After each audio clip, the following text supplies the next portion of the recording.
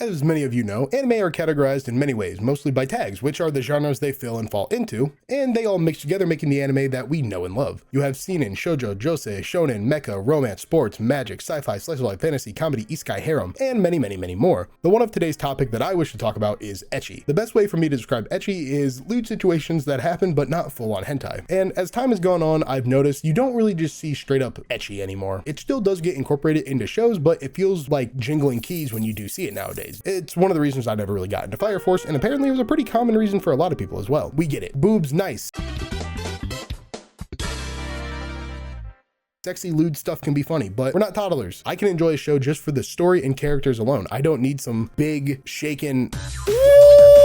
What I noticed was that modern ecchi compared to early ecchi, it was never really considered the jingling keys of the anime world. It felt like they incorporated it properly instead of just shoving it in when there wasn't anything going on or dead air. So I decided to don the scientist coat and do some research by going back to 2000, 2005, 2010, 2020, and 2025, giving a 5-year gap between to see how and what truly changed for this titan of a genre. And of course, it varies from show to show. So all of these years, you gotta remember, one show could be very lewd and the other could be the equivalent of a saltine cracker. During the 2000s, there was one ecchi that stood above the rest, which was Love Hina, an absolute classic of classics, I must say. The story of Kichiro, who made a promise with a girl from his childhood that he would make it into Tokyo U, a very prestigious and hard school to get into. To be there with her, he ultimately fails tremendously at almost everything, never prevailing and failing both his first and second attempts to get into the school of his dreams to be with his childhood crush. With his parents wanting him to move out, pushing the idea of a part-time job onto him, he really starts feeling stressed out about life, and this isn't even mentioning his love life. But one call from his grandma and he ends up back at his hometown to pick up his grandma's job as the manager of the dorms, but to his surprise, it's an all-girls dorm. Thus starts his life studying to get into his #1 school while being surrounded by 5 very cute girls, while he also has to keep up the lie of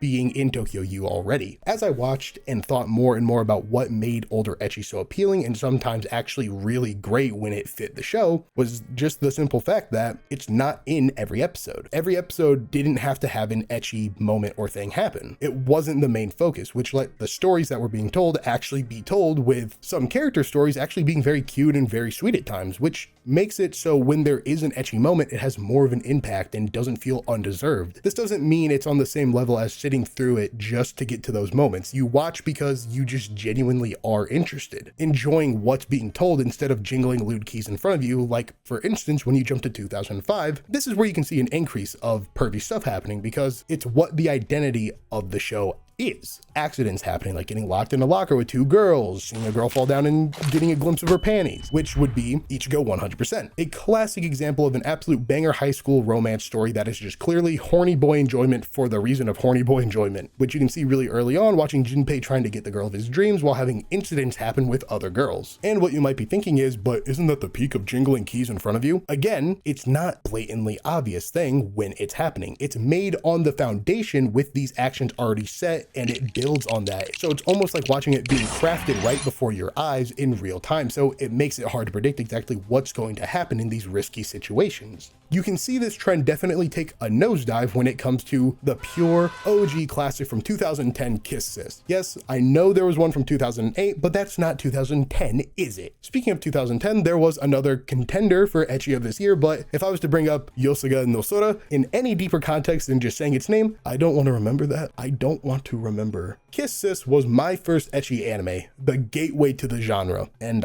I don't really know how to go about it because 2010, 2020, 2025, I feel is where the fine line that were between each year really start to blur and mix, becoming one. Kiss This doesn't hide anything with how it is willing to get borderline hentai at times. While it is very out there, willing to jump into the horny moments a few minutes into the episode, you still had time to somewhat adjust. There was still setup sequences between characters and the area that they were in. Like, they still kind of built it up with what was going on and what was going to happen, things of that nature. But Monster Girl Doctor and the Elf Girl's Cat is secretly an S-ranking monster just feel like hentai, honestly. These two, while it's not exactly instantaneously, there is very, very little time to prep your monkey brain before the 17 minutes of pure lewd fuel get injected straight into your brain and eyes. And sure, there's something to be said here about the repercussions of adult content being widely consumed to an unhealthy degree by everyone nowadays, becoming more and more just accepted while no one really bats an eye. But I'm not a therapist. If it's a problem in your life, please do go seek actual help from qualified professionals. But after watching these shows with everything in mind, looking beyond the boobs, beyond the moments before someone starts the grapefruit technique on every single soul in the room, it dawned on me that this style of anime just aren't written in that old school way anymore. Take for example something like Borderlands. Like, the gameplay could be fun, but I feel the style of Borderlands comedy just doesn't really hit it that much anymore. It's just a kind of older style of thing that has more or less just kind of faded with time.